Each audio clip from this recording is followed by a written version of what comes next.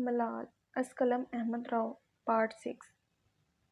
اگلی صبح منہا اپنے کمرے میں جم کے لیے تیار ہو رہی تھی۔ رات کو ہی سونیا وغیرہ واپس آ چکے تھے۔ وہ باہر نکلی تو براق بھی گلی میں واک کرتا ہوا دکھائی دیا۔ وہ اس کی طرف لپکی۔ نور اپنے کمرے میں لپٹی کسی سے فون پر بات کر رہی تھی۔ یار میں نے بتایا تو تھا جب تک آپی کی شادی نہیں ہو جاتی امی کبھی بھی ہمارے رشتے کے لیے نہیں مانیں گی۔ وہ کسی لڑکے سے بات کر رہی تھی۔ دیکھو میں لندن شفٹ ہو جاؤں گا اگلے مہینے، اس سے پہلے ہم نکاح تو کر سکتے ہیں نا۔ دوسری طرف سے ایک کم عمر لڑکا بولا تھا، تمہاری بات درست ہے مگر امی نہیں مانیں گی۔ اسے پتا تھا کہ جب تک منہا کی شادی نہیں ہو جاتی اس کا شادی کا نمبر نہیں آئے گا۔ تم بات تو کر کے دیکھو، وہ ضد کر رہا تھا۔ اچھا میں آپی سے بات کروں گی، وہی امی کو سمجھا سکتی ہیں۔ دوسری طرف بی جان اپنے کمرے میں بیٹھی سونیا سے باتیں کر رہی تھی۔ آخر تم نے اپنی بیٹی کو کب تک گھر بٹھا کر رکھنا ہے؟ 28 برس کی ہو گئی ہے وہ، بس اب اس کی شادی کرو۔ بی جان سونیا کو روز ایک ہی بات بولتی تھی، امی جان وہ کوئی بھیڑ بکری تو ہے نہیں جس کی زبردستی شادی کروا دیں، جب اس کا دل ہوگا تبھی شادی کروں گی نا۔ سونیا بیگم اپنی بیٹی کی وکالت کر رہی تھی۔ کچھ دنوں تک ہمایوں آ رہا ہے، بس اب میں دونوں کی شادی کروا کر ہی رہوں گی۔ وہ ضد پر آ چکی تھی۔ میرے لیے منہا کی رضامندی سب سے بڑھ کر ہے، اس کی مرضی کے خلاف میں اس کی کسی سے بھی شادی نہیں کروں گی۔ جو مرضی ہو، اپنی اولاد سب سے بڑھ کر ہوتی ہے۔ بی جان نے غصے میں گردن موڑ لی۔ منہا آفس میں ابھی داخل ہوئی تھی، اسے اپنے دوست کی کال آئی۔ ہاں بولو ہنا، وہ جلدی میں چلتے ہوئے بول رہی تھی۔ یار تمہیں ایک بری خبر دینی تھی۔ کیا ہو گیا؟ وہ چونکی تھی۔ سارم پر کسی نے قاتلانہ حملہ کیا ہے، اس بیچارے کو اتنا مارا کہ وہ کوما میں ہی چلا گیا۔ ڈاکٹرز کہہ رہے ہیں کہ وہ کبھی بھی کوما سے باہر نہیں آ سکے گا۔ اور منہا کو سمجھ نہیں آیا تھا کہ وہ خوش ہو یا افسوس کرے۔ شکر کرو وہ زندہ ہے، ورنہ جو اس کی حرکتیں تھیں نا، اس کے ساتھ ایسا ہی ہونا تھا۔ کہہ تو ٹھیک رہی ہوں، اس کے فلیٹ سے شراب کا پورا کارٹن ملا ہے، پتہ نہیں کتنی لڑکیوں کو وہ آج تک ہراس کر چکا ہے۔ ہنا نے منہا کی۔ ہاں میں ہاں ملے، بعد میں بات کرتے ہیں، ابھی میں آفس میں ہوں۔ Okay bye. ہنا نے فون بند کیا۔ وہ اپنے آفس کے اندر آ کر بیٹھی۔ منہا نے بے اختیار براق کے بارے میں سوچا۔ وہ واقعی ایسا مرد تھا جو نصیب والی لڑکیوں کو ملتا تھا۔ اذلان اپنی موٹر ہوم ایک ویران جنگل کے پاس روکے کچھ لکڑیوں کو آگ لگائے بیٹھا تھا۔ اس دن بیڈ کی چادر سے اسے لیلی کا ایک بال ملا تھا جسے وہ اپنے ہاتھ میں لیے بیٹھا تھا۔ نہ جانے کیوں اس نے وہ بال اپنے پاس سنبھال کر رکھ لیا تھا۔ لیلی اسے بتائے بغیر وہاں سے چلی گئی تھی۔ اسے اس بات کا غصہ تھا، آخر اس نے اس کی مدد کی اور وہ بنا کوئی شکریہ بولے چلی گئی۔ پتہ نہیں کیا نام ہوگا اس کا، عجیب سی لڑکی تھی، بنا کچھ بتائے ایسے غائب ہوئی جیسے میں اسے اغوا کر لوں گا۔ وہ غصہ بھی ہو رہا تھا اور اس کے بارے میں سوچنا بھی نہیں چھوڑ رہا تھا۔ خیر جو کوئی بھی تھی، بال بلا کے حسین تھے۔ لیلی کے کالے لمبے بالوں کی کیا ہی بات تھی۔ براق اپنے اپارٹمنٹ میں داخل ہوا۔ اس کا سر تھوڑا بھاری ہو رہا تھا۔ وہ اپنے کمرے کی طرف بڑھا، بنا جوتے اتارے وہ سیدھا بیڈ پر لیٹتے ہی سو گیا۔ تھوڑی دیر بعد اس کا فون بجا تھا مگر اسے کوئی ہوش نہیں تھی۔ مسلسل اس کا فون بجتا رہا مگر اس نے فون نہیں اٹھایا۔ صبح کو جب اس نے فون دیکھا تو مراد کی 10 مس کالز آئی ہوئی تھیں۔ آج اس کی برتھ ڈے تھی اور براق اسے وش کرنا بھول گیا تھا۔ وہ ہمیشہ اپنی برتھ ڈے پر رات کے 12 بجے براق کو کال کیا کرتا تھا۔ اسے گفٹ میں کیا چاہیے وہ پہلے ہی بتا دیتا تھا۔ براق نے جلدی سے جم کا سوٹ پہنا، باہر نکلا۔ جم سے واپسی پر وہ سیدھا مراد کی طرف جائے گا۔ اس نے ارادہ کر لیا تھا۔ جم میں ایکسرسائز کر کے وہ باہر نکلا تو منہا بھی باہر نکلتی دکھائی دی۔ آپ میرے ساتھ چلیں گی؟ وہ بڑے مان سے پوچھ رہا تھا۔ کدھر جانا ہے؟ منہا نے گھڑی کی طرف دیکھا۔ آفس میں ابھی ٹائم تھا۔ میرے دوست کی برتھ ڈے ہے، اصل میں وہ میرا ایک ہی دوست ہے، سمجھے؟ میری فیملی میں بس وہی ہے۔ مراد اس کے بھائی کی طرح تھا۔ تمہارا دوست ہے، تم جاؤ، میں کیا کروں گی؟ چلیں نا، ابھی وقت ہے آفس میں، بس تھوڑی دیر میں ہم واپس آ جائیں گے۔ وہ ضد کر رہا تھا۔ اچھا چلو چلتے ہیں۔ وہ تیار ہو گئی تھی۔ پھر وہ دونوں گاڑی میں بیٹھے۔ براق نے منہا کی طرف دیکھا۔ وہ آج پھر سے پہلے والی منہا لگ رہی تھی، پرسکون اور پر اعتماد۔ وہ گاڑی چلاتے ہوئے آگے کی طرف بڑھا۔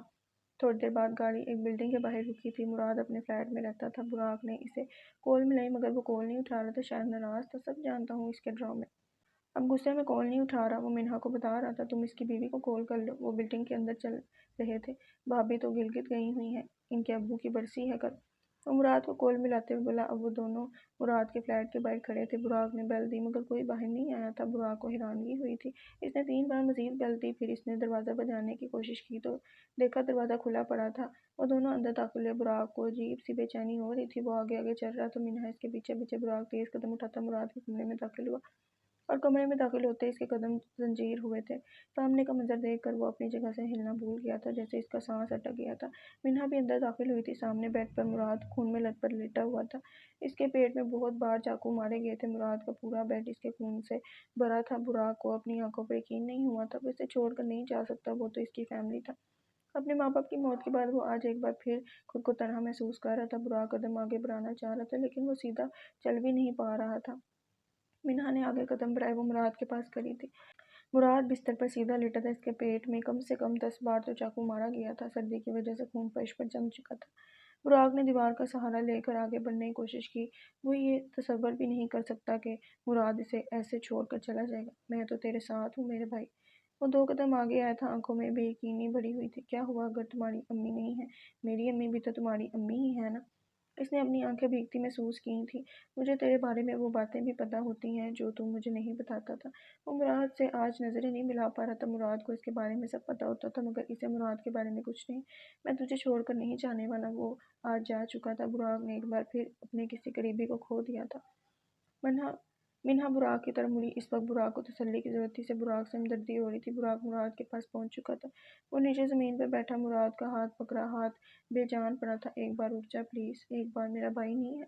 वो बच्चों की तरह रोते हुए बोल रहा था। इसे हंसे देखकर मिन्हा भी असुदा हो गई थी। बुराक के आंसू नहीं थम रहे थे। वो बयान नहीं कर सकता था कि वो क्या महसूस कर रहा था। काश मैंने तेरी कोल उठा ली होती। मुझे माफ कर दे मुराद। एक और मलाल इसकी जिंदगी में शामिल हो चुका था।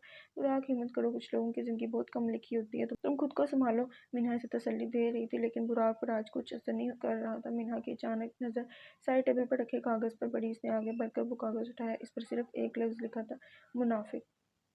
वो हैरान हुई थी कि आखिर इसका क्या मतलब था। थोड़ी देर बाद बुराक जमीन से उठ चुका था। चाहे वो जितना मर्जी टूटा हो लेकिन वो मर्द था। इसे खुद की जज्बात पर काबू करना था। हमारी सोसाइटी एक मर्द को रोता हुआ कबूल नहीं कर सकती। इसने अपने आंसू साफ किए। मिन्हा की तरफ देखा। मिन्हा इसकी तकलीफ समझ सकती थी। इसने बुराक की तरफ वो कागज बढ़ाया। बुराक ने कागज खोला। इस पर मुनाफिक लिखा देखकर वो हैरान हुआ था मगर इस वक्त वो शदीद गम में था। इसे इसकी बिल्कुल उस समझ नहीं आ रहा था। मैं भाभी और दीगर लोगों को फ़ोन करके बता दूं। फिर जनाजे का इंतज़ाम भी करना है। वो हिम्मत पकड़ चुका था। मर्द होना आसान नहीं होता। आपको मुश्किल वक्त में भी खुद को खुद ही संभालना पड़ता है। जहाँ औरत का एक आंसू देखकर पूरी दुनिया पिघल जाती है, तो मर्द के आंसू देखकर लोग इस पर कमजोरी का लेबल लगा देते हैं। बुराक ने बाहर हवा में आकर सांस लिया। फिर शांजे को कॉल मिलाकर सब बताया। कुछ मुराद के कुलीग्स को फ़ोन करके इन्हें इतला दी। इसे बाहर देखकर मिन्हा भी इसके पास है। बुराक ही एक पुलिस केस है। हम इसे ऐसे दफन नहीं कर सकते। आप क्या चाहती हैं मैं अपने दोस्त की लाश को सर्द खाने में कई दिन तक सड़ने दूं और फिर आखिर में इंसाफ मिलने का इंतजार करूं? प्लीज़ इसकी रूह को सुकून लेने दे। मैं मुराद को आज ही दफन कर दूंगा। वो अपने दोस्त की लाश को भी तकलीफ नहीं देना चाहता था। मुराद, मैं समझ सकती हूँ कि तुम क्या महसूस कर रहे हो लेकिन क्या तुम मुराद के कातिलों को ऐसे ही जाने दोगे? नहीं, मैं मुराद के कातिलों को इससे भी दर्दनाक मौत दूंगा। इन्होंने मुझसे मेरा भाई नहीं मेरा बाजू छीना है जिसकी कीमत इन्हें देनी होगी। इसकी आंखें तकलीफ से बड़ी थी और दिमाग पर जुनून सवार था। होश से काम लो। बुराक, कानून को अपने हाथ में लेने की कोशिश मत करो। वो इसे समझा रही थी मगर बुराक को कुछ सुनाई नहीं दे रहा था। मिन्हा को समझ नहीं आ रहा था कि वो इस वक्त बुराक को समझाया पुलिस को कॉल करे। ठीक है, मैं पुलिस को कॉल नहीं कर रही लेकिन मैं खुद पूरे फ्लैट की तलाशी लूंगी और मुराद के कत्ल केस की फाइल भी तैयार करूंगी। तुम खुद से कोई कदम नहीं उठाओगे। मिन्हा इसे एक बार फिर समझा रही थी। सारे वाले मामले से इसे अंदाजा हो गया था कि बुराक जुनून में किस हद तक जा सकता है। बुराक ने इसकी बात सुनकर बस हाँ में सर हिला दिया। मिन्हा ने पूरे फ्लैट की तलाशी ली मगर इसे कुछ खास नहीं मिला। कातिल बहुत चालाक था। मुराद के पेट में जिस चाकू के निशान थे वो कमरे में मौजूद नहीं था। मिन्हा ने किचन का रुख किया। वहाँ छुरियों के रैक में सबसे ऊपर एक चाकू था जो अभी गीला था, जैसे इसे अभी घंटे पहले ही साफ किया गया हो। साइड पर थोड़ा सा खून बाकी रह गया था। मिन्हा ने वो चाकू उठाया और बाहर निकलने लगी। तभी इसे सिंक में दो चाय के कप पड़े नजर आए। अगर मुराद घर पर अकेला था तो 2 चाय के कप क्यों?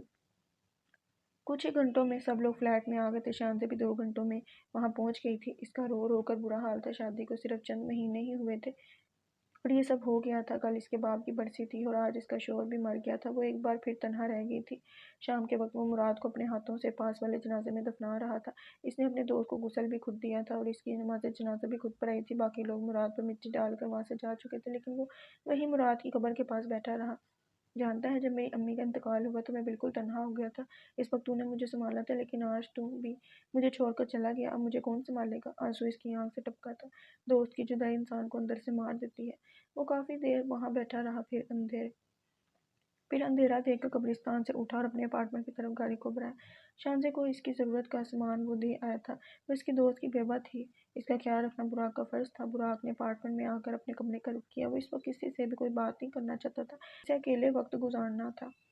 बुराक को बीते पल याद आ रहे थे जब वो पहली बार अपनी माँ की मौत के बाद इस शहर में आया था। मुराद ने इसे अपने घर में पनाह दी थी। इसकी अम्मी बुराक को मुराद से भी ज़्यादा प्यार करती थी। इसे मानो अपनी फैमिली मिल गई थी। मुराद के اس پر بہت احسان تھے، لیکن اس نے براق کو کبھی کچھ نہیں جتایا۔ وہ واقعی سچا دوست تھا۔ اس کا جانا براق کو اندر سے کھا گیا تھا۔ وہ کسی 2 سال کے بچے کی طرح رو رہا تھا۔ اسے کھل کر رونے کا موقع اب ملا تھا۔ یہاں کوئی نہیں تھا اسے دیکھنے والا، بس وہ اور اس کے ملال تھے۔ زندگی نے براق کو شام کو کچھ دیا ہو یا نہ دیا ہو، مگر ملال خوب دیے تھے۔ کچھ لمحوں بعد ہی براق کے اپارٹمنٹ کی گھنٹی بجی۔ اس وقت وہ کسی سے ملنا نہیں چاہتا تھا، لیکن دروازے پر جو کوئی بھی تھا وہ مسلسل گھنٹی بجاتا رہا۔ براق تنگ آ کر اٹھا اور دروازے کی طرف بڑھا۔ آنسو صاف کرتے ہوئے دروازہ کھولا۔ وہ دروازے پر کھڑے شخص کو اچھی بھلی سنا دیتا اگر وہاں منہا نہ کھڑی ہوتی۔ منہا نے اس کی طرف دیکھا، اس کی آنکھیں لال تھیں، اندر آئیں۔ وہ کسی کے سامنے نہیں روتا تھا۔ صبح مراد کو اس حالت میں دیکھ کر وہ بھول گیا تھا کہ منہا بھی ادھر کھڑی تھی۔ آنسو کیوں صاف کیے؟ انہیں بہنے دو تاکہ تمہارا غم کم ہو سکے، منہا نے اندر آتے ہوئے بولا۔ اب وہ دونوں ٹی وی لاؤنج میں آمنے سامنے بیٹھے تھے۔ نہیں، وہ تو ویسے ہی آنکھ میں کچھ چلا گیا تھا، وہ بات سنبھال رہا تھا۔ براق، تم گہرے صدمے میں ہو اور اس وقت تمہیں کسی ایسے کی ضرورت ہے جو تمہارے اندر کا غم سنے۔ وہ براق سے ہمدردی کر رہی تھی۔ وہ اسے لیے آئی تھی اس کی سب سننے۔ کوئی نہیں ہے میری سننے والا، جو تھے سب چلے گئے۔ وہ بکھر چکا تھا۔ میں ہوں نا تمہارے پاس، اس نے بڑے مان سے کہا تھا، اور یہ سن کر براق نے حیرانگی سے اس کی طرف دیکھا۔ کیا واقعی منہا اس کے غم کا ساتھی بن سکتی ہے؟ کچھ عرصے میں ہی ہم دونوں کی انڈرسٹینڈنگ اتنی اچھی تو ہو گئی ہے کہ ہم ایک دوسرے سے سب کہہ سکیں۔ تم اور میں ہر چیز میں ایک دوسرے کا ساتھ دیتے ہیں، تو غم بانٹنے میں کیوں نہ دیں؟ وہ براق کو کمفرٹ کر رہی تھی۔ اگر حالات مختلف ہوتے تو براق کو یہ الفاظ خوش کرنے کے لیے کافی تھے۔ آپ صحیح کہہ رہی ہیں، مگر اسے تھوڑا عجیب لگ رہا تھا منہا کو سب بتانا۔ سالم والے معاملے میں تم نے مجھے تنہا نہیں چھوڑا تھا، تو آج میں بھی یہاں سے نہیں جانے والی جب تک تم مجھے سب بتا نہیں دیتے۔ وہ ضد کی پکی تھی۔ براق تھوڑی دیر خاموش رہا۔ منہا چپ کر کے وہیں بیٹھی رہی۔ وہ آج یہاں سے نہیں جانے والی تھی۔ براق کو آخر اپنی خاموشی توڑنی پڑی۔ جانتی ہیں آپ، میں نے آج تک اپنے باپ کو نہیں دیکھا۔ میری زندگی میں آج تک باپ کے پیار کی کمی ہے، جو میں چاہ کر بھی پوری نہیں کر سکتا۔ وہ بولنا شروع ہوا تھا، اس کی زندگی کا پہلا ملال۔ منہا اس کی طرف ہی دیکھ رہی تھی، لیکن وہ نیچے دیکھ رہا تھا۔ پھر جب مجھے پتہ چلا کہ میری ماں کی وجہ سے میرے بابا گھر چھوڑ کر چلے گئے تھے، تو میں اپنی ماں کو غصے میں چھوڑ کر چلا گیا۔ میرا غصہ وقتی تھا منہا، میں اپنی ماں کے بغیر رہنے کا سوچ بھی نہیں سکتا تھا، لیکن میرے جانے کے کچھ دن بعد ہی اس کی ہمت ٹوٹی تھی۔ یہ اس کی زندگی کا دوسرا اور سب سے بڑا ملال تھا۔ منہا کی آنکھوں میں براق کے لیے درد تھا۔ براق نے گہرا سانس لیا۔ وہ مجھے ہمیشہ کے لیے چھوڑ کر چلی گئی۔ دنیا کہتی ہے میں نے اپنے ماں باپ کی لڑائی کروائی، اپنی ماں کو میں نے مارا۔ آپ بتائیں، کوئی اولاد ایسا کیسے کر سکتی ہے؟ وہ منہا کی طرف دیکھ کر بچوں کی طرح سوال کر رہا تھا۔ منہا کے پاس کوئی جواب نہیں تھا۔ کوئی اولاد اپنی ماں کو کیسے مار سکتی ہے؟ میں صرف ناراض تھا ان سے۔ وہ اب ہمت کھو چکا تھا۔ آج اتنے سالوں بعد سچ اس کی زبان سے نکلا تھا۔ اس کے بے اختیار آنسو نکلے۔ منہا کو سمجھ نہیں آ رہا تھا کہ وہ براق کی تکلیف کیسے کم کرے، مگر اس شخص کو ایسے دیکھ کر نہ جانے کیوں اس کا دل ٹوٹ رہا تھا۔ میں ہر اس شخص کو کھو دیتا ہوں جو میرے دل کے قریب ہوتا ہے۔ آج تک واقعی اس نے اپنے سب پیاروں کو کھویا تھا۔ اس کی زندگی میں بس ملال تھے، اور یہ منہا کو آج پتہ چلا تھا۔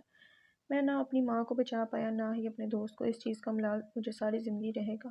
وہ سر جھکائے بولا تھا، میں تمہاری تکلیف تو کم نہیں کر سکتی، مگر میں وعدہ کرتی ہوں کہ میں ہر مشکل وقت میں تمہارا ساتھ دوں گی۔ خود کو اکیلا مت سمجھو۔ وہ اسے تسلی دے رہی تھی۔ یہ سن کر براق نے ایک دم اس کی طرف دیکھا۔ منہا اس کی آخری خوشی تھی۔ اگر اس نے منہا کو بھی کھو دیا تو وہ سب ہار جائے گا۔ آپ وعدہ کریں کہ آپ مجھے کبھی نہیں چھوڑیں گے؟ وہ بہت امید سے اس کی طرف دیکھ رہا تھا۔ منہا ایک لمحے کے لیے خاموش ہوئی۔ میں وعدہ کرتی ہوں، میں تمہیں کبھی نہیں چھوڑوں گی۔ یہ الفاظ نہیں، براق کی خوشی کی وجہ تھی۔ وہ اداسی سے مسکرایا۔ تم نے کچھ کھایا؟ منہا نے اس سے سوال کیا۔ نہیں، بھوک نہیں ہے۔ اس کا دل ابھی تک اداس تھا۔ میں کچھ بنا دیتی ہوں، منہا نے کہہ تو دیا تھا، مگر کوکنگ کے نام پر اسے بس چائے اور کباب فرائی کرنے آتے تھے۔ نہیں، میں صبح کو کچھ کھا لوں گا۔ تم آج صبح سے بھوکے ہو، میں بنا دیتی ہوں۔ وہ کچن کی طرف بڑی کچن اوپن تھا، اس لیے براق کو وہ کچن میں کام کرتی نظر آ رہی تھی۔ منہا نے فریج کھولا، بریڈ نکالی، انڈے پھینٹے۔ براق خاموش بیٹھا رہا۔ منہا نے بریڈ ٹوسٹر میں ڈالے، فرائی پین میں آئل ڈال کر انڈا فرائی کیا۔ یہ تھی اس کی کوکنگ، جو براق چلتے پھرتے کر لیتا تھا۔ اندھیرے کمرے میں وہ اکیلا بیٹھا تھا، سر جھکائے اپنے ملال کا بوجھ اٹھا رہا تھا۔ اس نے سر اٹھا کر دیکھا تو اس کا چہرہ واضح اور براق کی آنکھوں سے خون کے آنسو نکل رہے تھے۔ چہرہ بالکل بجھا ہوا تھا۔ وہ مسکراتا ہوا براق کو شام بالکل نہیں لگ رہا تھا۔ تمہارے غصے اور ضد کی وجہ سے میری جان گئی۔ اس کے سامنے سفید کپڑوں میں صوفیہ کھڑی تھی۔ وہ روتے ہوئے نفی میں سر ہلا رہا تھا۔ میں نے کتنا روکا تھا کہ مت جاؤ براق، میں تمہارے بغیر زندہ نہیں رہ سکتی۔ وہ اس کے گرد چکر کاٹتے ہوئے بول رہی تھی۔ تم نے مجھے مارا ہے براق، تم نے۔ اب کیا وہ چیخی تھی، اور براق جو کب سے اس سب سے انکار کر رہا تھا وہ ایک دم ساکت ہوا تھا۔ یہ الفاظ نہیں، زنجیر تھے جو اس کے دل میں اتارا گیا تھا۔ میں نے نہیں مارا آپ کو ماما، میرا یقین کریں۔ وہ اپنی صفائی پیش کر رہا تھا۔ اس کا منہ آنسو سے بھیگ چکا تھا۔ مسلسل رو رہا تھا، لیکن ملال طے ختم ہی نہیں ہو رہا تھا۔ میں نے تو تجھے اپنا بھائی کہا تھا، تم مجھے بھی نہیں بچا پایا۔ اس نے ایک بار پھر نظر اٹھا کر دیکھا تو اس کے ماں کے آگے سفید کپڑوں میں مراد کھڑا تھا۔ براق نے حیرانگی سے اسے دیکھا۔ مراد اور اس کی ماں دونوں اس کو ناراضگی سے دیکھ رہے تھے۔ مجھے معاف کر دو مراد، میں اس کا الفاظ اس کا ساتھ نہیں دے رہے تھے۔ رو رو کر اس کا گلا خشک ہو چکا تھا۔ اس میں اب اور ہمت نہیں تھی۔ صوفیہ اور مراد دونوں براق کے ارد گرد گول چکر کاٹ رہے تھے۔ تم نے ہمیں مارا براق، تم نے۔ ان کے منہ سے بس یہی الفاظ نکل رہے تھے۔ وہ بار بار نفی میں سر ہلا رہا تھا۔ براق اپنے پیاروں کو کیسے مار سکتا تھا؟ اس میں اتنی ہمت بھی نہیں تھی کہ وہ کچھ بولے۔ صوفیہ اور مراد اب اس کے قریب آ رہے تھے۔ اسے ان دونوں سے خوف آ رہا تھا۔ ان کے بڑھتے قدم براق کو اپنے آپے سے باہر کر رہے تھے۔ میں نے نہیں مارا، وہ آنکھیں بند کر کے چیخا تھا۔ جب اس کی آنکھ کھلی تو وہ اپنے بستر پر لیٹا ہوا تھا۔ وہاں کوئی نہیں تھا، نہ اس کی ماں نہ اس کا دوست۔ براق کا سانس اوپر نیچے ہو رہا تھا۔ وہ ایک بھیانک خواب سے جاگا تھا۔ اس نے پاس ٹیبل پر پڑی ٹیبلٹ اٹھائی اور اپنے منہ میں ڈالی۔ پانی کا گلاس پی کر انہیں نیچے کیا۔ وہ اب لمبی سانس لے کر خود پر قابو پانے کی کوشش کر رہا تھا۔ دوسروں کی تکلیف وہ منٹوں میں سمجھ جاتا تھا، لیکن اپنی تکلیف کو ہمیشہ نظر انداز کرتا تھا۔ براق واقعی خود کو سب کے لیے قصوروار سمجھتا تھا، اسی لیے ایسے خواب روز دیکھنا اس کا معمول تھا۔ آج اس کی ماں کے ساتھ مراد بھی ان خوابوں میں شامل ہو گیا تھا۔ وہ اپنے ملال کی قید میں تھا۔ اگلے دن وہ مراد کے فلیٹ والی گلی میں کھڑا سی سی ٹی وی فوٹیج دیکھ رہا تھا۔ گلی میں کوئی آتا یا جاتا دکھائی نہیں دیا۔ منہا اس کے ساتھ نہیں آئی تھی، وہ ایک اور کیس پر کام کر رہی تھی۔ مراد کا کیس پولیس کے ریکارڈ میں درج نہیں کیا گیا تھا، اس لیے منہا آفس ٹائمنگ پر مراد کا کیس حل نہیں کر سکتی تھی۔ براق نے گرے رنگ کا لانگ کوٹ پہن رکھا تھا، جس کے نیچے سیاہ ہائی نیک اور سیاہ پینٹ تھی۔ آج نہ بال بنائے ہوئے تھے اور نہ ہی شیو، حالت سے وہ کافی تھکا تھکا معلوم ہوتا تھا۔ اس نے منہا کو کال ملائی۔ آپ مراد کی طرف آ سکتی ہیں؟ منہا جو اپنے آفس میں بیٹھی کوئی فائل تیار کر رہی تھی، اس نے ہاتھ میں پہنی گھڑی میں وقت دیکھا۔ ہاں، لنچ کا ٹائم ہونے والا ہے، میں بس 15 منٹ تک آتی ہوں۔ براق نے اوکے کہہ کر فون بند کر دیا۔ تھوڑی دیر بعد منہا وہاں پہنچ چکی تھی۔ اس نے بھورے رنگ کے کوٹ کے نیچے اسکن رنگ کی شرٹ پہن رکھی تھی۔ وہ براق کی طرف بڑی۔ ارد گرد کے لوگوں سے پوچھ تاچھ کرنی ہے، مگر لوگ پولیس کو ہی سچ بتاتے ہیں۔ منہا سمجھ گئی تھی کہ براق نے اسے یہاں کیوں بلایا تھا۔ میں گاڑی سے اپنا کارڈ نکال لوں، پھر پوچھ تاچھ کرتے ہیں۔ وہ اپنا انسپکٹر والا کارڈ اٹھانے کے لیے گاڑی کی طرف بڑھی۔ براق بھی اس کے ساتھ چلنے لگا۔ کچھ ہی دیر بعد وہ ارد گرد کے فلیٹس میں رہنے والوں سے پوچھ تاچھ کرنے لگے، لیکن جیسے ہر ایک کی زبان پر تالے تھے۔ مراد کے فلیٹ کے سامنے والے فلیٹ میں بوڑھا آدمی رہتا تھا۔ براق اور منہا ان کے فلیٹ میں کھڑے ان سے سوال کر رہے تھے۔ بیٹا، میں سچ بتا رہا ہوں، جس رات مراد کا قتل ہوا، اس رات میں جاگ رہا تھا۔ مجھے نہ کسی کے قدموں کی چاپ سنائی دی، نہ ہی کسی کی بیل بجانے کی۔ دونوں فلیٹ ایک دوسرے سے 2 قدم دور تھے۔ گھنٹی کی آواز دونوں کے گھروں تک آتی تھی۔ ایسا کیسے ہو سکتا ہے کہ مراد اپنے فلیٹ کا دروازہ کھلا چھوڑ دے اور کوئی بھی اندر داخل ہو جائے؟ براق کو یہ بات ہضم نہیں ہوئی تھی۔ آپ نے کہا آپ اس دن جاگ رہے تھے، تو کیا آپ نے مراد کی کوئی چیخوں کی آواز سنی تھی؟ منہا نے اگلا سوال کیا۔ نہیں بیٹا، مجھے کوئی آواز نہیں آئی۔ وہ صاف انکار کر رہے تھے۔ مراد کے پیٹ میں 10 بار وار کیا گیا، وہ ایک بار بھی نہیں چیخا۔ میں مان ہی نہیں سکتا۔ اسے خراش بھی آ جاتی تھی تو وہ پورا گھر سر پر اٹھا لیتا تھا۔ براق کو تھوڑا شک ہوا۔ شرافت سے تم سچ بتاتے ہو یا میں کوئی اور طریقہ استعمال کروں؟ براق نے بوڑھے کو اپنے بھاری ہاتھ دکھایا۔ منہا نے مارے غصے کی آنکھیں بند کر لی تھیں۔ بیٹا، میں سچ کہہ رہا ہوں۔ بوڑھا تھوڑا ڈر گیا تھا۔ کہیں تم نے ہی تو مراد کو نہیں مارا؟ براق واقعی پاگل ہو چکا تھا۔ براق، دماغ درست ہے؟ یہ کون سا طریقہ ہے تفتیش کرنے کا؟ منہا غصہ آیا۔ وہ بہت ان پروفیشنل برتاؤ کر رہا تھا۔ مراد کے کیس کو لے کر وہ بہت زیادہ جنونی ہو گیا تھا۔ منہا کی بات سن کر اس نے خود پر قابو پانے کی کوشش کی۔ کچھ دن اسی طرح گزر گئے۔ براق آہستہ آہستہ زندگی کی طرف واپس آ رہا تھا۔ مراد جاتے جاتے اس کی خوشیوں کا کچھ حصہ لے گیا تھا۔ کم سے کم منہا اس کے ساتھ تھی اور وہ اس کے لیے مسکرانے کی کوشش کرتا تھا۔ براق روز دفتر سے واپسی پر شانزے کی طرف جاتا تھا۔ اسے کسی بھی چیز کی کمی نہ ہو، براق نے اس کی ٹھان لی تھی۔ وہ فلیٹ کے باہر سے ہی شانزے کو اس کی ضرورت کی چیزیں پکڑا کر چلا جاتا تھا۔ وہ عدت میں تھی، اس لیے سامنے نہیں آتی تھی۔ بھابھی، آپ کو کسی قسم کی بھی کوئی ضرورت ہو تو آپ مجھے کال کر دیا کریں۔ وہ دروازے کے باہر کھڑا بول رہا تھا۔ شانزے فلیٹ کے اندر کھڑی تھی۔ شکریہ براق، تم نے میرا بہت خیال رکھا۔ بس کچھ دن بعد تمہاری یہ تکلیف بھی ختم ہو جائے گی۔ ارے بھابھی، تکلیف کیسی؟ آپ میرے بھائی کی بیوہ ہیں۔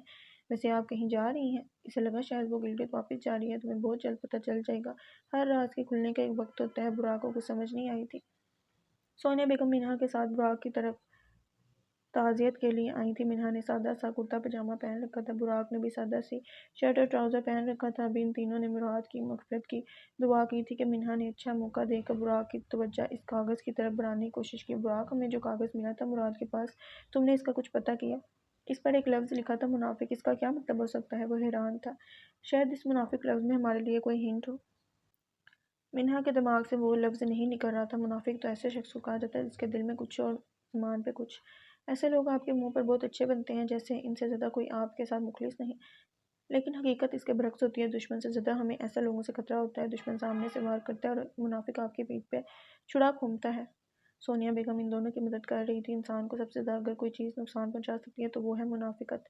ہم لوگوں کے چہرے نہیں پڑھ سکتے، اس لیے ہمیں اندازہ ہی نہیں ہوتا کہ کون ہمارے ساتھ مخلص ہے اور کون ہمارے لیے دل میں بغض پال کر بیٹھا ہے۔ وہ دونوں سونیا کی باتیں غور سے سن رہے تھے۔ ہمارے پیارے رسول صلی اللہ علیہ وسلم کی مدینہ ہجرت کرنے سے پہلے عبداللہ بن ابی کو مدینہ کا سردار چنا گیا تھا، مگر جب ہمارے رسول صلی اللہ علیہ وسلم نے مدینہ میں قدم رکھا تو اس وقت مدینہ میں اسلام کا بول بالا تھا۔ مدینہ کے لوگوں نے اپنے تمام معاملات حضرت محمد صلی اللہ علیہ وسلم کے سپرد کر دیے۔ اسی وجہ سے عبداللہ بن ابی کے سینے میں آپ صلی اللہ علیہ وسلم سے ذاتی بغض اور عناد پیدا ہو گیا اور وہ دل ہی دل میں آپ صلی اللہ علیہ وسلم سے جلنے کوڑنے لگا۔ عبداللہ بن ابی نے بظاہر اسلام قبول کر لیا اور ظاہری طور پر اللہ اور اس کے رسول کے تمام احکامات کی پابندی شروع کر دی، لیکن دل سے وہ منافق تھا۔ غزوہ احد کے وقت اس نے اپنے 300 لوگوں کے ساتھ جنگ سے پیچھے ہٹنے کا اعلان کیا اور رسول اللہ صلی اللہ علیہ وسلم کو دھوکہ دیتے ہوئے احد کے میدان سے بھاگ گیا۔ یہی منافق شخص حضرت عائشہ رضی اللہ عنہا پر تہمت لگانے میں بھی پیش تھا۔ وہ انہیں بتا رہی تھی کہ منافقت نے تو ہمارے رسول صلی اللہ علیہ وسلم کو بھی نہیں چھوڑا، تو ہم کیا چیز ہیں؟ ہمیں کوئی دھوکہ دے دے تو ہم فوراً اللہ سے ایسے شکوے کرتے ہیں جیسے اللہ نے بہت ظلم کر دیا۔ ہماری زندگی میں عبداللہ بن ابی جیسے بہت سے لوگ ہوتے ہیں جو ہم سے حسد اور جلن کی آگ میں جل رہے ہوتے ہیں اور ہمیں پتہ بھی نہیں چلتا۔ منہا نے اپنی ماں کا ساتھ دیا تھا۔ براق گہری سوچ میں جا چکا تھا کہ وہ کون تھا جس سے مراد کو خطرہ تھا، کون تھا وہ منافق جس نے مراد کو دھوکہ دیا تھا۔ منہا براق کو کھویا ہوا دیکھ کر دوبارہ بولی، براق یہ قاتل جو کوئی بھی ہے وہ مراد کے بہت قریب تھا۔ مراد کے قتل والے دن مجھے کچن میں 2 چائے کے کپ ملے تھے، یعنی قاتل اور مراد دونوں نے بیٹھ کر چائے پی تھی۔ منہا نے براق کو خبردار کیا تھا۔ آپ کو اس پر کوئی فنگر پرنٹس ملے تھے؟ براق نے سوال کیا۔ نہیں، وہ دونوں گلاس دھو کر رکھے ہوئے تھے۔ آپ ایک دفعہ مجھے وہ پرچی دکھا سکتی ہیں جو مراد کے کمرے سے ملی تھی؟ اس کے دماغ میں کچھ کلک ہوا تھا۔ منہا نے براق کی طرف وہ کاغذ بڑھایا۔ براق نے کاغذ دیکھا تو وہ حیران ہوا تھا۔ یہ مراد کی لکھائی نہیں ہے۔ مراد ایم کو ٹرائی اینگل کی طرح لکھتا تھا، وہ ایم کو گول لکھتا ہی نہیں تھا۔ حیرت کی بات تھی، لیکن اس نے ملتی جلتی لکھائی اس نے کہیں دیکھی ضرور تھی اور اسے اب یاد نہیں آ رہا تھا۔ تمہارا مطلب ہے یہ اس قاتل نے لکھا ہے؟ مگر وہ ایسا کیوں کرے گا؟ منہا نے سوال کیا۔ مجھے نہیں پتا، مگر یہ جو کوئی بھی ہے وہ چاہتا ہے کہ میں اسے پکڑوں۔ اچھا بیٹا، تم دونوں کیس پر ڈسکس کرو، میں چلتی ہوں، رات کا کھانا بنانا ہے۔ سونیا بیگم اٹھی تھیں۔ ان کے جانے کے بعد وہ دونوں کیس پر کافی ڈسکشن کرتے رہے، مگر کیس حل نہیں ہو رہا تھا۔ براق کے جذباتی فیصلے کی وجہ سے منہا مراد کا پوسٹ مارٹم بھی نہیں کر پائی تھی، ورنہ کیس کب کا حل ہو جاتا۔ جو بھی تھا، یہ کیس براق کو خود حل کرنا تھا۔ تم نے کہا تھا شانزے گلگت ہے؟ منہا کو کافی دنوں سے یہ چیز پریشان کر رہی تھی۔ ہاں، کیوں، کیا ہوا؟ منہا کے سوال پر اسے تعجب ہوا۔ تو گلگت سے وہ اسلام آباد 2 گھنٹے میں کیسے پہنچ گئی؟ بات درست تھی، شانزے بھابی ایسا نہیں کر سکتی، آپ ان پر شک نہ کریں۔ اس نے صاف انکار کیا تھا۔ براق، اس وقت سب پر شک کرنا بنتا ہے۔ اگر اس دن تم نے جلدی نہ کی ہوتی مراد کو دفنانے کی تو ابھی تک کیس حل ہو جاتا۔ اسے براق پر تھوڑا غصہ تھا۔ مجھ سے مراد کی وہ حالت نہیں دیکھی جا رہی تھی، آپ سمجھنے کی کوشش کریں، قاتل کو میں ڈھونڈ لوں گا، بس مجھے پچھلی گلی کی CCTV فوٹیج مل جائے۔ مراد کے کمرے کی کھڑکی اس گلی میں ہی کھلتی ہے۔ منہا کوئی جواب دیے بغیر اٹھی اور براق کو خدا حافظ کہہ کر باہر کی طرف لپکی۔ براق ابھی اس سب کے بارے میں سوچ ہی رہا تھا کہ اس کا فون بجا۔ تمہارے دوست کا سن کر بہت افسوس ہوا، فون پر لائلہ تھی۔ اتنے دنوں سے براق گودام نہیں آیا تھا اور اسے آج محتشم نے مراد کی موت کا بتایا تھا۔ اللہ اس کی مغفرت کرے، براق نے جواب دیا۔ آمین۔ ویسے اس کی موت کیسے ہوئی؟ اسے اس بارے میں کچھ نہیں پتا تھا۔ اس کا قتل کیا گیا ہے اور میں انہی قاتلوں کو ڈھونڈنے میں مصروف ہوں۔ اگر میری کوئی مدد چاہیے اس بارے میں تو میں مدد کر سکتی ہوں۔ وہ تنہا نہیں تھا۔ اس وقت تو مجھے بھی سمجھ نہیں آ رہا کہ آخر مراد جیسے اچھے آدمی کو کون مار سکتا ہے۔ وہ واقعی الجھا ہوا تھا۔ اس دنیا میں کوئی اعتبار کے قابل نہیں ہے، ہمیشہ کوئی قریبی ہی ہمیں نقصان پہنچاتا ہے۔ کبھی سنا ہے کسی سے کہ مجھے ایک انجان آدمی نے دھوکہ دیا؟ جو دل کے قریب تر ہوتا ہے وہی انسان سب سے بڑا دھوکہ دیتا ہے۔ اسے زندگی کی تلخ حقیقت بتائی تھی۔ جس شخص کو ہم کہتے ہیں کہ یہ تو میرے بہت قریب ہے، یہ مجھے ہرٹ کر ہی نہیں سکتا، یقین کرو وہ شخص ایک الگ طریقے سے ہرٹ کر کے جاتا ہے۔ وہ پھر سچ بولی تھی، مگر مراد کے قریب تو میں تھا، میرے علاوہ تو۔ ایک دم اس کے دماغ میں ایک نام گونجا تھا۔ کیا منہا کا شک درست تھا؟ تھینک یو لائلہ، تم نے میری بہت سی مشکل آسان کر دی۔ براق کا دماغ بجلی کی طرح تیز تھا۔ اپنے مشکل وقت میں ہمیشہ تم لائلہ سلطان کو اپنے ساتھ پاؤ گے، وہ فکر سے بولی تھی۔ براق نے وہ پرچی دوبارہ کھولی۔ ایم اس کے دماغ میں گھوما تھا، گول ایم، اس نے پہلے کہیں دیکھا تھا۔ دماغ تیزی سے چل رہا تھا۔ ایک دم اسے وہ ڈنر والا ریویو یاد آیا، شانزے مراد، وہ شانزے تھی جو ایم کو گول لکھتی تھی۔ گھر کے گیٹ کی گھنٹی بجی تو منہا گیٹ کھولنے کے لیے اس کی طرف بڑھی۔ اس نے گیٹ کھولا، سامنے ہمایوں کو دیکھ کر وہ حیران ہوئی۔ وہ یوں اچانک آ گیا تھا۔ کیسا لگا میرا سرپرائز؟ وہ اسے دیکھ کر مسکرا رہا تھا۔ تم اچانک؟ اب وہ دونوں اندر جا رہے تھے۔ بی جان کا حکم تھا کہ میں فوراً واپس آؤں تو میں چھٹیاں لے کر آ گیا۔ ویسے بھی تمہارا برتھ ڈے بھی آ رہا ہے اور ہر دفعہ کی طرح اس بار بھی تمہارا برتھ ڈے میں ہی سیلیبریٹ کروں گا۔ وہ اسے سب بتا رہا تھا۔ منہا نے اسے اندر چلنے کا بولا۔ منہا کا برتھ ڈے اس بار بہت اسپیشل ہونے والا تھا۔ میوں کو دیکھ کر بی جان کا چہرہ خوشی سے باغ باغ ہو گیا تھا۔ وہ سب گھر والے ڈائننگ پر بیٹھے کھانا کھا رہے تھے۔ آج اتنے عرصے بعد سب نے اتنے شوق سے کھانا کھایا تھا۔ بی جان سربراہی کرسی پر بیٹھی تھی، ان کے الٹے ہاتھ پر ہمایوں بیٹھا تھا، ہمایوں کے ساتھ سونیا بیٹھی تھی اور ان کے سامنے ہی منہا اور نور بیٹھی تھی۔ بس اب میں ہمایوں کی شادی کر رہی ہوں۔ بی جان نے خاموشی توڑی تھی۔ ہاں بی جان، جلدی سے کر دیں، میں تو اس کی شادی میں خوب ڈانس کروں گی۔ منہا نے بی جان کا ساتھ دیا تھا۔ سونیا بیگم مسکرائی تھی اور ہمایوں کے گلے میں چاول لٹکے تھے۔ کوئی دلہن اپنی ہی شادی میں ڈانس کرتی ہے؟ بی جان نے اسے ٹوکا تھا اور منہا کو سمجھ نہیں آیا تھا کہ بی جان نے کیا بولا ہے۔ ہمایوں کی شادی میں وہ دلہن؟ میں نے تمہاری اور ہمایوں کی بات پکی کر دی ہے۔ یہ الفاظ نہیں پتھر تھے جو منہا پر گرے تھے۔ اس کا منہ سرخ ہو چکا تھا۔ اس نے ایک نظر سونیا بیگم کو دیکھا، وہ آنکھیں چراتے ہوئے کھانا کھانے لگی۔ کیا منہا اپنے حق کے لیے بولے گی؟ براق اپنی گاڑی میں بیٹھا تھا۔ اس نے شانزے کو کال کی۔ وہ فون نہیں اٹھا رہی تھی۔ اس کا شک یقین میں بدل رہا تھا۔ نفرت کا رشتہ اتنا گہرا ہوتا ہے کہ انسان ہر وقت صرف اپنے دشمن کے نقصان کے بارے میں ہی سوچتا رہتا ہے۔ اسے شانزے کی باتیں یاد آ رہی تھی۔ اس نے غصے میں گاڑی گھمائی۔ اگر یہ سب شانزے نے کیا تھا تو وہ آج اس کے ہاتھوں بچنے والی نہیں تھی۔ نفرت آپ کے اندر کا وہ جانور جگا دیتی ہے جو انسان کی صحیح اور غلط میں فرق کرنے کی صلاحیت چھین لیتا ہے۔ اس نے گاڑی کو جہاز کی طرح اڑانے کی کوشش کی۔ وہ جنون میں پاگل ہو رہا تھا۔ اس کے قریبی لوگوں کو کوئی نقصان پہنچائے وہ یہ برداشت نہیں کرتا تھا۔ گلگت سے وہ اسلام آباد 2 گھنٹے میں کیسے پہنچ گئی؟ پہلے وہ اس بات سے انکار کر رہا تھا، مگر لیلیٰ کی بات سن کر اسے لگا تھا کہ شانزے ایسا کر سکتی ہے۔ اسے شانزے کی لکھائی یاد آئی تھی۔ اس ڈنر والے دن شانزے نے ایم کو گول لکھا تھا جیسے اس کاغذ پر لکھا ہوا تھا۔ اسے شانزے کو دوبارہ کال کی۔ اس بار کال اٹھا لی گئی۔ کدھر ہو تم؟ براق کا لہجہ سخت تھا۔ میں نے کدھر جانا ہے؟ وہ ٹی وی لاؤنج میں بیٹھی تھی۔ سنا تھا جب کوئی قاتل پکڑا جا رہا ہو تو وہ بھاگتا ہے اپنی جان بچانے کے لیے۔ اور اس کی بات سن کر شانزے پورا اسرار طریقے سے مسکرائی تھی۔ آخر تمہیں پتہ چل ہی گیا؟ کافی دیر لگا دی تم نے تو۔ مجھے لگا تھا کہ تم اسی دن سمجھ جاؤ گے۔ براق جو انتظار کر رہا تھا کہ شانزے اس بات سے انکار کرے گی، وہ حیران ہوا تھا، چونک گیا۔ میں تو تمہیں بہت چالاک سمجھتا تھا، تمہارے لیے ایک پرچی بھی چھوڑی تھی، تو چلو دیر آئے درست ہے۔ وہ بالکل پرسکون تھی۔ میں تمہیں چھوڑوں گا نہیں، اب تم کہیں بھی بھاگ جاؤ، میں تمہیں دنیا کے ہر کونے سے ڈھونڈ نکالوں گا۔ وہ غصے میں چلایا تھا۔ براق ایک ہاتھ سے اسٹیئرنگ کنٹرول کرتا ہوا شانزے سے فون پر بات کر رہا تھا۔ میں بھاگنے والوں میں سے نہیں ہوں، کب سے مجھے اس لمحے کا انتظار تھا۔ وہ آخر چاہتی کیا تھی؟ آخر میرے دوست نے تمہارا کیا بگاڑا تھا؟ وہ جاننا چاہتا تھا میرے باپ نے کیا بگاڑا تھا ان کا۔ تم کیا سمجھتے ہو میں اپنے باپ کے قاتل کے ساتھ ایسے ہی ہنسی خوشی زندگی گزارتی؟ میرے باپ کے پیٹ میں 5 بار چاقو مارا تھا میں نے اسی دن۔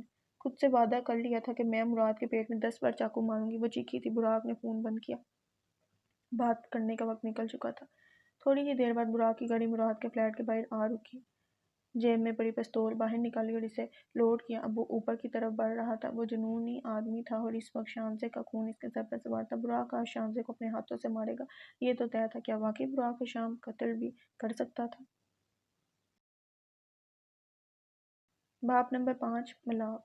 وہ 5 سالہ بچہ اپنی ماں کے ساتھ پہاڑوں کے بیچ پتھر پر بیٹھا تھا۔ اس کی ماں لکڑیوں کی آگ پر چکن کڑھائی بنا رہی تھی۔ پاس میں ہی اس کا باپ اپنے چھوٹے بیٹے کو لیے بیٹھا تھا۔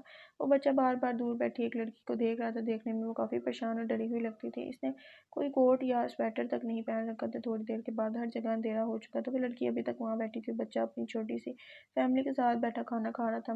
ماما اور سالن ڈالیں۔ اس کی ماں نے پلیٹ اوپر تک بھر دی تھی لیکن وہ پھر بھی اور سالن ڈالنے کا کہہ رہا تھا۔ بس بیٹا، مجھے پتہ ہے تم نے تھوڑا سا ہی کھانا ہے اور چاہیے ہوا تو بعد میں لے لینا۔ میں اپنے لیے نہیں اس لڑکی کے لیے سالن مانگ رہا ہوں۔ وہ کب سے ہمیں کھانا کھاتے ہوئے دیکھ رہی ہے۔ اس کی ماں نے مڑ کر دیکھا تو واقعی وہ لڑکی کب سے اسی طرف دیکھ رہی تھی۔ ماما 2 روٹیاں بھی دے دیں، میں ان کو کھانا دے کر آتا ہوں، بچے نے بڑی معصومیت کے ساتھ بولا تھا۔ اس کی ماں ہلکا سا مسکرائی تھی۔ تمہیں سب کا اتنا خیال ہوتا ہے میرے پیارے بیٹے، تمہارا دل واقعی بہت نرم ہے، اللہ تمہیں رحم دل اور مہربان بنائے۔ اس کی ماں نے بڑی شفقت کے ساتھ اس کے گال پکڑتے ہوئے بولا۔ پھر وہ اٹھا اور اس لڑکی کی طرف بڑھا۔ اس بچے کو اپنی طرف آتا دیکھ کر لیلیٰ تھوڑا ڈر گئی تھی۔ ڈرو نہیں، میں تو تمہارے لیے کھانا لایا ہوں، وہ بچہ معصومیت سے بولا تھا۔ لیلیٰ نیچے ایک پتھر پر بیٹھی ہوئی تھی، ساتھ ہی وہ بچہ بھی بیٹھ گیا۔ اس نے لیلیٰ کے سامنے کھانا کیا۔ لیلیٰ کافی دیر سے بھوکی تھی۔ اس نے بنا کچھ سوچے سمجھے کھانا شروع کر دیا۔ وہ بچہ لیلیٰ کی طرف دیکھ رہا تھا۔ جب لیلیٰ کے پیٹ میں تھوڑا سا آسرا ہو گیا تو اس نے بچے کی طرف دیکھا۔ تم مجھے کیوں دیکھ رہے ہو؟ لیلیٰ نے حیرانگی سے پوچھا۔ میں تمہیں نہیں، تمہارے بالوں کو دیکھ رہا ہوں، یہ بہت پیارے ہیں، اس نے معصومیت بھرے لہجے میں جواب دیا۔ اس عمر میں بھی لیلیٰ کے بال بے حد حسین تھے۔ تمہارے ماما پاپا کہاں ہیں؟ اس نے سوال کیا تو لیلیٰ کی روح تک کانپ اٹھی تھی۔ میرے ماما پاپا نہیں ہیں، اس نے آنکھیں بند کر کے ایک سانس میں بولا تھا۔ اگر تمہارے ماما پاپا نہیں ہیں تو تم اس دنیا میں کیسے آئی؟ اس نے اپنی عقل کے حساب سے سوال کیا تھا۔ اور لیلیٰ نہ جانے کیوں ہنستی تھی۔ میرا مطلب تھا کہ ان کی ڈیتھ ہو گئی ہے۔ چہرہ دوبارہ سنجیدہ ہوا تھا۔ اس بچے کے چہرے پر اداسی چھا گئی تھی۔ اسے کسی کا دکھ اپنا دکھ لگتا تھا۔ ابھی وہ کچھ بولتا کہ اس کی ماں نے اسے آواز دی اور اپنی ماں کی آواز پر وہ واپس بھاگا۔ لیلا خواب سے بیدار ہوئی، آخر اس کا پہلا ہمدرد کون تھا وہ آج تک نہیں جان پائی تھی۔ کسے پوچھ کر آپ نے میرا رشتہ طے کیا ہے؟ منہا نے غصہ ضبط کرتے ہوئے آرام سے پوچھا۔ میں اس خاندان کی بڑی ہوں، مجھے کسی سے پوچھنے کی ضرورت نہیں، بی جان نے روب دار لہجے میں جواب دیا۔ باقی سب خاموش تھے مگر منہا خاموش نہیں رہ سکی۔ آپ میری زندگی کا فیصلہ میری اجازت کے بغیر نہیں کر سکتی، اور ویسے بھی مجھے ابھی شادی نہیں کرنی۔ اس نے صاف الفاظ میں انکار کیا تھا۔ آخر کیوں نہیں کرنی تمہیں شادی؟ عمر دیکھو اپنی، اگلے ہفتے تم پورے 29 کی ہو جاؤ گی، کب تک گھر بیٹھنے کا ارادہ ہے؟ بی جان اس پر برسی تھی۔ منہا کے لیے یہ بات نئی نہیں تھی، خاندان کا ہر بندہ اس سے یہی سوال کرتا تھا۔ اپنے باپ کے گھر میں بیٹھی ہوں، کسی اور کے گھر میں نہیں، لیکن اگر آپ کو میری اتنی ہی فکر ہے تو میں جلد شادی کر لوں گی، مگر اپنی مرضی کے انسان کے ساتھ۔ آپ مجھے ہرمائیوں کو زبردستی کے رشتے میں نہیں باندھ سکتی۔ وہ بہت آرام سے بات کر رہی تھی، بی جان اس کو عزیز تھیں، پر اپنے حق کے لیے بولنا اس کا فرض تھا۔ منہا کا یہ جواب سن کر ہمایوں کو لگا تھا کہ کسی نے اس کا دل نکال کر باہر رکھ دیا۔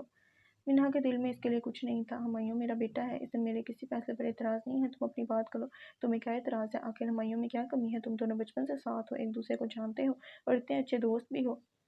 بی جان کو منہا کا انکار برا لگا تھا۔ بی جان، بات کمی کی نہیں ہے، ہمایوں بہت اچھا ہے، مگر میں نے کبھی اس کے بارے میں اس طرح نہیں سوچا۔ ہاں ہم اچھے دوست ہیں، لیکن اس کا یہ مطلب نہیں کہ ہم اچھے لائف پارٹنرز بھی بن سکتے ہیں۔ شادی کوئی عام بات نہیں ہے، پوری زندگی کا ساتھ ہے، اور میں اپنا لائف پارٹنر بہت سوچ سمجھ کر چنوں گی۔ وہ بی جان کے فیصلے سے بار بار انکار کر رہی تھی اور یہ سب ان کو غصہ دلانے کے لیے کافی تھا۔ تم ہم سب پر بوجھ بنتی جا رہی ہو منہا، اسی لیے میں کہتی ہوں کہ لڑکیوں کو اتنا مت پڑھاؤ۔ دیکھا، یہ اب یہ ہمارے سروں پر چڑھ کر ناچ رہی ہے۔ آخر کون تم سے شادی کرے گا؟ اس عمر میں کوئی بھی رشتہ آتا ہے اور ان کی سب سے پہلی ڈیمانڈ لڑکی کی کم عمری ہوتی ہے۔ تمہاری عمر میں تو ہمارے 6 بچے ہوتے تھے۔ یہ تو تم میرا اور ہمایوں کا احسان مانو کہ تمہارا رشتہ مانگ لیا، ورنہ اب تمہارے لیے کوئی اچھا رشتہ نہیں آئے گا۔ بی جان آج بھی پچھلے زمانے میں جی رہی تھی، جہاں 16 سال کی لڑکیوں کی شادی کر دی جاتی تھی۔ بی جان کی ان باتوں نے سونیا بیگم کو بہت تکلیف پہنچائی تھی، لیکن وہ پھر بھی خاموش رہی۔ ہمایوں یہ سب روکنا چاہتا تھا، مگر نہ وہ منہا کو کچھ کہہ سکتا تھا، نہ بی جان کو۔ منہا کو یہ باتیں تیر کی طرح چبھی تھی، اس کی برداشت کی حد ختم ہو چکی تھی۔ مجھے کوئی شوق نہیں ہے کہ میرے لیے رشتہ ہے، نہ ہی میں ان لڑکیوں میں سے ہوں جو ساری زندگی بس ایک شہزادے کا انتظار کرتی ہوں۔ میں اپنا اچھا برا اچھے سے سمجھتی ہوں، اس لیے بہتر ہوگا آپ میری فکر کرنا چھوڑ دیں۔ اس نے گہرا سانس لیا تھا۔ بی جان اس وقت غصے کے مارے لال ٹماٹر ہو رہی تھی۔ اور رہی بات احسان کی، تو آپ اپنے پوتے کا رشتہ اپنے پاس ہی رکھیں، ایسے ڈھیروں رشتے میں کئی سالوں سے ریجیکٹ کرتی آ رہی ہوں۔ وہ دو ٹوک بات کرتی تھی۔ اب میں اس گھر میں 1 منٹ نہیں رہ سکتی۔ ہمایوں چلو ادھر سے۔ بی جان غصے میں اٹھ کر باہر کی طرف نکلی تھی۔ ہمایوں نے اپنا سر پکڑ لیا تھا۔ سونیا بیگم افسوس سے سر ہلاتے ہوئے بی جان کو روکنے کے لیے پیچھے بھاگی۔ ہمایوں نے منہا کو ایک نظر دیکھا۔ منہا نے نگاہیں نیچے کر لی تھیں۔ ہمایوں کے لیے وہ سب بول کر اسے برا لگ رہا تھا۔ پھر ہمایوں بھی باہر کی طرف لپکا۔ آخر آپ چاہتی کیا ہیں؟ آپ کی وجہ سے میری بھی شادی کی عمر نکل جائے؟ ساتھ بیٹھی نور ایک سرد لہجے میں بولی تھی۔ سچ تو یہ ہے کہ آپ کو اکیلے رہ کر عیاشی کرنے کا موقع مل رہا ہے، جو شادی کے بعد آپ سے چھین لی جائے گی۔ بی جان نے صحیح کہا۔ بی جان نے صحیح بولا ہے، آپ ہم سب پر بوجھ ہیں۔ وہ بکواس کیے جا رہی تھی اور منہا کو یقین نہیں آ رہا تھا کہ وہی نور ہے جسے اس نے اپنے ہاتھوں سے پالا۔ ان کے باپ کے انتقال کے بعد اس نے نور کا باپ بھائی بن کر اس کی حفاظت کی تھی، اسے پڑھایا لکھایا تھا۔ اپنی بکواس بند کرو نور، اس سے پہلے میرا ہاتھ تم پر اٹھ جائے۔ وہ اپنے بہت سے جذبات قابو کیے بیٹھی تھی۔ میں کوئی بکواس نہیں کر رہی، پورا خاندان آپ کے بارے میں یہی کہتا ہے۔ جاب تو بس ایک بہانہ ہے، اصل میں تو آپ کو باہر جا کر رنگلیاں منانے کا موقع مل رہا ہے، پھر آپ شادی کیوں ہی کریں گی؟ اور یہ سن کر منہا کا ہاتھ نور پر اٹھا تھا۔ وہ اس کے بارے میں ایسا سوچتی ہے، اس کی اپنی بہن۔ نور اپنے منہ پر تھپڑ کھانے کے بعد غصے سے منہا کو دیکھ رہی تھی۔ منہا کو افسوس تھا کہ اس نے اپنی بہن پر ہاتھ اٹھائے، مگر نور نے بات ہی ایسی کی تھی جو ناقابل برداشت تھی۔ میں ایک لڑکے کو پسند کرتی ہوں، صرف آپ کی وجہ سے 2 سالوں سے میں اسے ٹال رہی ہوں، لیکن اب اور نہیں۔ وہ کچھ دنوں میں پاکستان سے جا رہا ہے اور میں چاہتی ہوں کہ میرا اور اس کا نکاح کر دیا جائے۔ منہا کو اصل بات اب سمجھ آئی تھی۔ امی سے بات آپ خود کریں گی، اسی ہفتے میرا نکاح کروائیں، ورنہ میں گھر سے بھاگ جاؤں گی۔ اس کی ذمہ دار صرف آپ ہوں گی۔ وہ غصے میں اپنا آخری فیصلہ سناتے ہوئے باہر نکلی اور منہا ادھر بیٹھی کافی دیر تک سوچتی رہی کہ یہ تھا اس کی قربانیوں، اس کی محنت کا بدلہ۔ یہ باتیں اگر کسی اور نے بولی ہوتی تو اسے فرق بھی نہیں پڑتا، مگر اپنی سگی بہن کے منہ سے یہ سب سننا اسے اندر سے کھا گیا تھا۔